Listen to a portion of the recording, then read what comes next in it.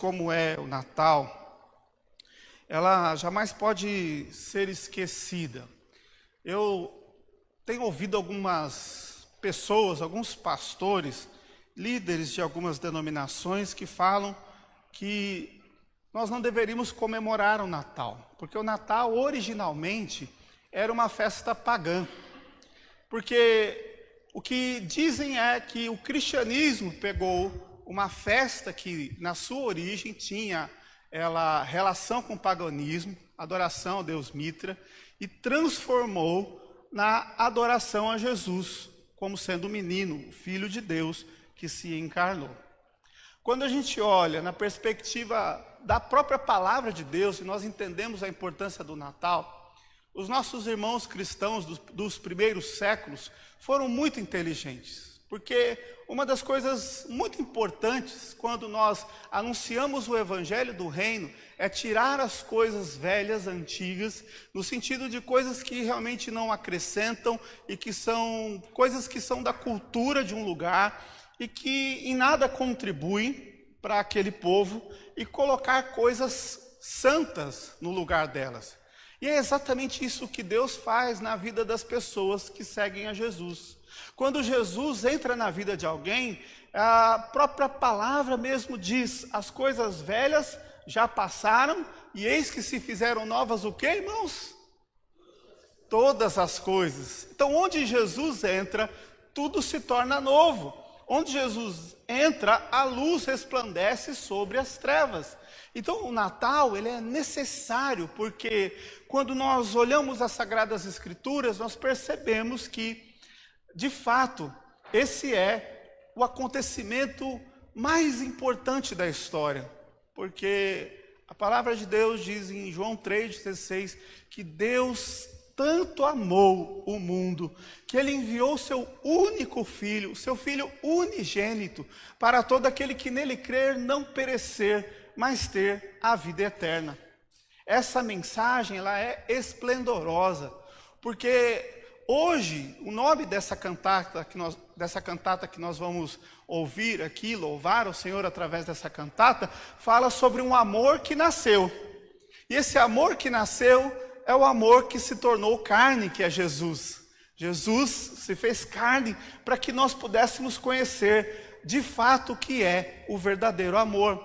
Quando a gente olha para a história bíblica, a história ela vai narrando o contexto histórico, porque o evangelista Lucas, ele coloca para nós aqui nos versos 1º e 2º, até o 3º, ele vai dizer assim: naqueles dias foi publicado um decreto de César Augusto, convocando toda a população do império para recensear-se.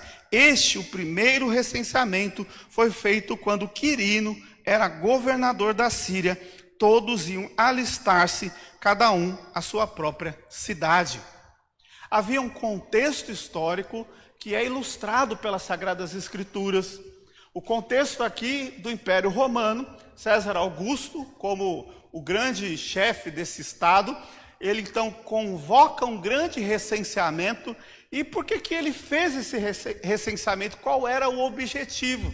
E alguns historiadores vão dizer que esse era o primeiro recenseamento que foi realizado naquele período, porque era uma forma de saber quem eram os membros da sua população, as pessoas que compunham aquele império, e também uma forma de controle, porque sabendo quantas famílias eram, sabendo quantos filhos tinham, o que possuíam, o que envolvia essas famílias, fazia com que o imperador tivesse noção do imposto que ele poderia cobrar.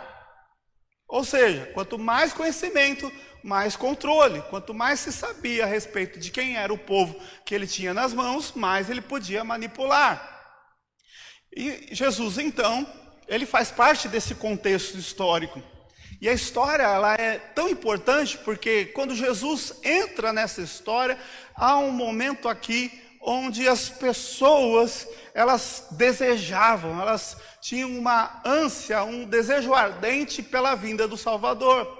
O Salvador que havia sido anunciado pelos judeus através dos profetas, e esse momento tão esperado na vida daquele povo estava acontecendo. Irmãos, uma coisa muito importante que eu queria deixar para você. Hoje nós estamos aqui.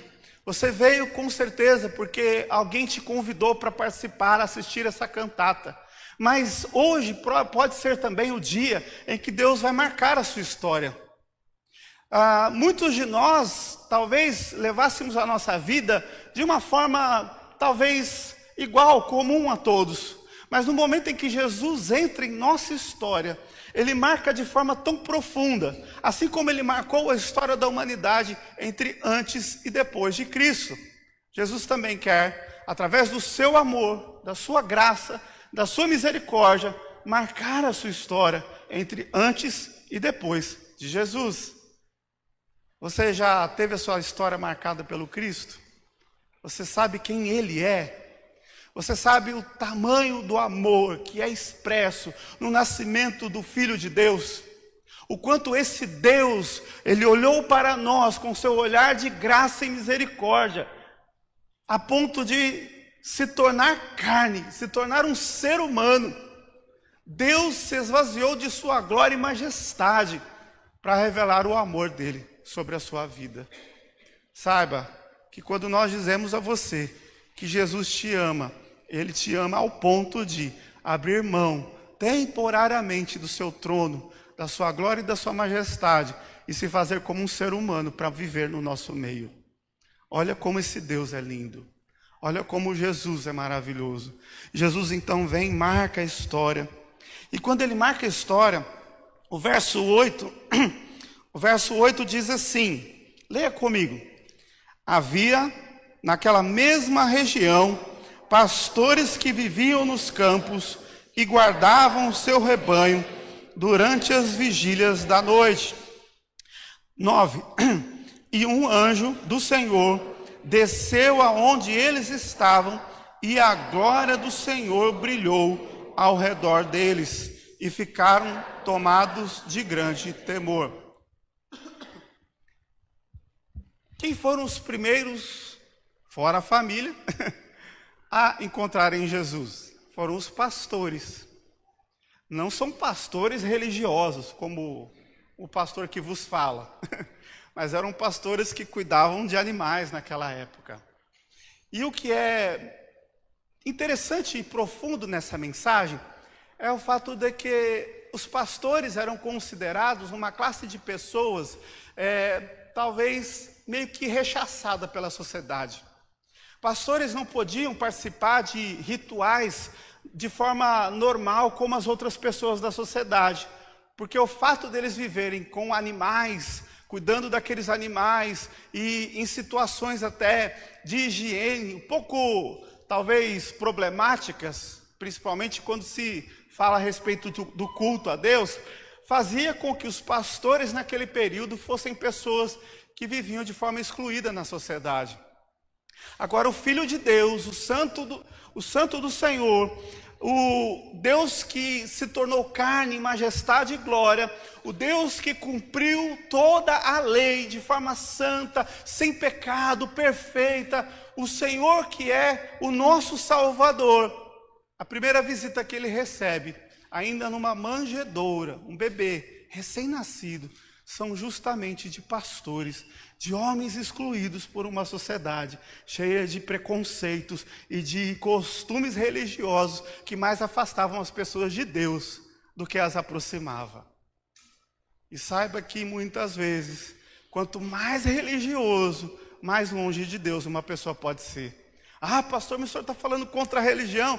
Não, não estou falando contra a religião. Mas o que eu estou falando aqui para você é que quando nós nos reunimos aqui como igreja, mais do que as nossas belas roupas que vestimos, mais do que o perfume que você colocou para ficar bem cheiroso, mais do que o seu cabelo bem arrumado, do que o carro que você veio para cá, do que a casa onde você mora, do que o trabalho que você tem, do que o que você construiu na sua vida, seja muito ou não seja absolutamente nada, tudo isso diante de Deus é irrelevante, porque quando Cristo nasceu, quando o amor de Deus foi revelado a nós, sabe o que aconteceu?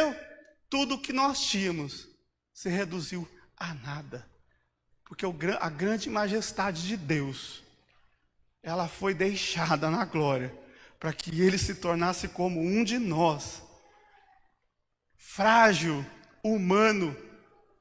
Como a vida humana é tão frágil, somos como neblina que passa, e Deus se tornou como um de nós. Deus não escolheu reis para ir servi-lo quando ele nasceu.